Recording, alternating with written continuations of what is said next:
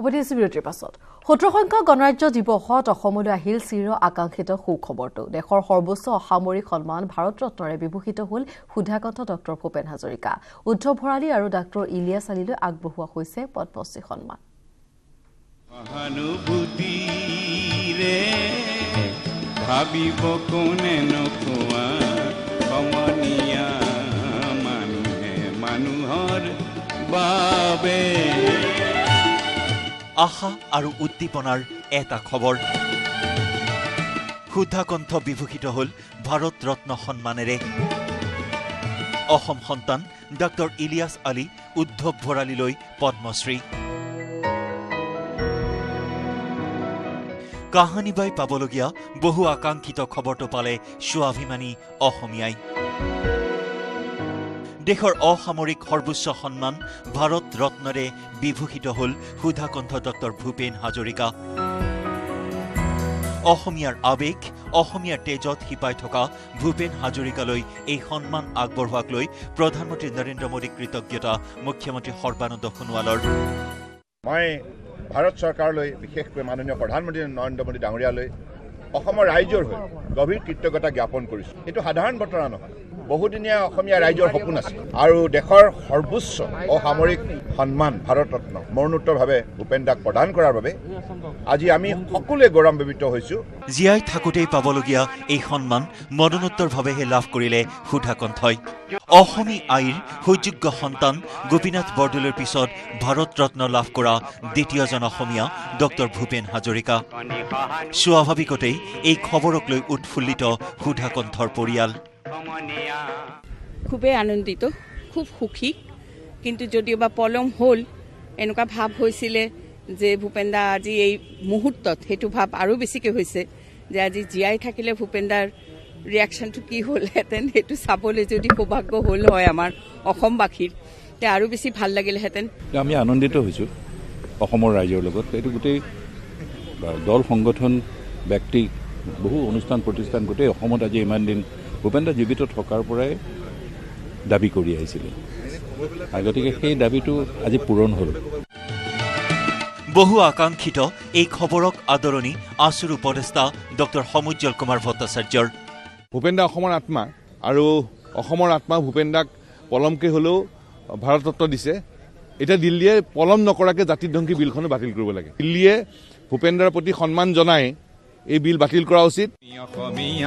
সুধাকণ্ঠলৈ দিয়া সন্মানক আশা আৰু উদ্দীপনাৰ খবৰ আখ্যা ডক্টৰ অমৰজ্যোতি চৌধুৰীৰ এইটো অত্যন্ত আশাৰ খবৰ আৰু সদৌ অসমবাসীৰ কাৰণে উদ্দীপনাৰ খবৰ সৰ্বভাৰতীয় কৃতিত্ব আনি আমাক যিধৰণে উৎসাহিত কৰিছে সেই কৃতিত্বৰে যাতে আমি তেওঁৰ পৰিশোধ আমাৰ ঋণ পৰিশোধ কৰিব পাৰোঁ অসম সাহিত্য সভাৰো আদৰণি সুধাকণ্ঠলৈ আগবঢ়োৱা সৰ্বোচ্চ সন্মানক অসমবাসীক গৌৰৱান্বিত কৰা আন দুই অসমীয়া ডক্টৰ ইলিয়াছ আলী আৰু উদ্ধৱ ভৰালীক লৈ উৎফুল্লিত অসমবাসী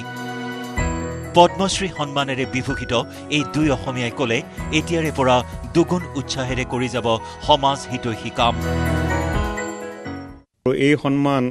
মোৰ প্ৰতিয়েই নহয় মোৰ পৰিয়ালৰ প্ৰতিয়েই নহয় মোৰ লগত জড়িত যিসকল ব্যক্তিয়ে স্বাস্থ্যকৰ্মীয়ে অসমৰ জনসংখ্যা নিয়ন্ত্ৰণৰ বাবে অহৰহ কাম কৰি আছে তেওঁলোকৰ প্ৰতি এই সন্মান ভাল লাগিছে মানে কি সঁচা কথাই কৈছোঁ খুব সুখী অনুভৱ কৰিছোঁ কাৰণ বহু ঘাত প্ৰতিঘাতৰ মাজেদি আহি পেলাই এই পৰ্যায়টো পাইছোহি স্বকীয় ৰূপ লৈ সুধাকণ্ঠলৈ আগবঢ়োৱা সৰ্বোচ্চ সন্মানক লৈ একাংশই কৰা সমালোচনাক লৈ গণৰাজ্য দিৱসত সাংবাদিকতা বঁটা লাভ কৰা ধীৰেন্দ্ৰ নাথে ক'লে হিমালয় সম ভূপেন হাজৰিকাক ভেকুলীৰ তোৰটোৰে ম্লান কৰিব নোৱাৰে আমাৰ হিমালয় পৰ্বতক এটা কেঁকোৰা বা এটা ভেকুলীয়ে কেতিয়াও সৰু কৰিব নোৱাৰে ঠিক তেনেকেই হিমালয় সদৃশ ভূপেন হাজৰিকাৰ ব্যক্তিত্বৰ সন্মুখত চুকৰ ভেকুলীবিলাকে যদি তোৰটোৰাই সেই তোৰটোৰাৰ কোনেও নুশুনে ভাৰত ৰত্ন ভূপেন হাজৰিকা এইদৰেই সকলো সৰ্বোচ্চ সন্মানেৰে বিভূষিত হওক অসম গৌৰৱ দুই পদ্মশ্ৰীয়েও কৰি যাওক দুগুণ উৎসাহেৰে কাম bureau report news 18 Assam north east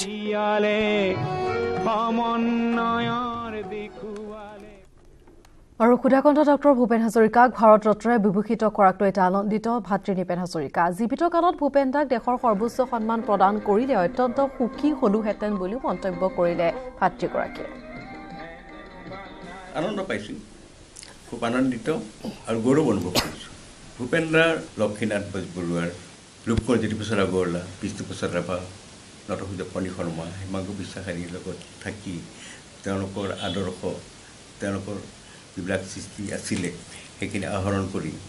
Bhupen দা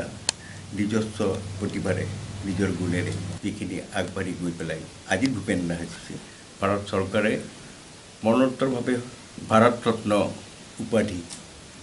সন্মান জনাইছে। তাৰ কাৰণে আনন্দিত হৈছোঁ, ভাল লাগিছে, দুখো লাগিছে। আজি এই মুহূৰ্তত দিয়াৰ কাৰণে, অসমৰ যিখন দিশত দিয়াৰ কাৰণে বেছি আনন্দিত হৈছোঁ।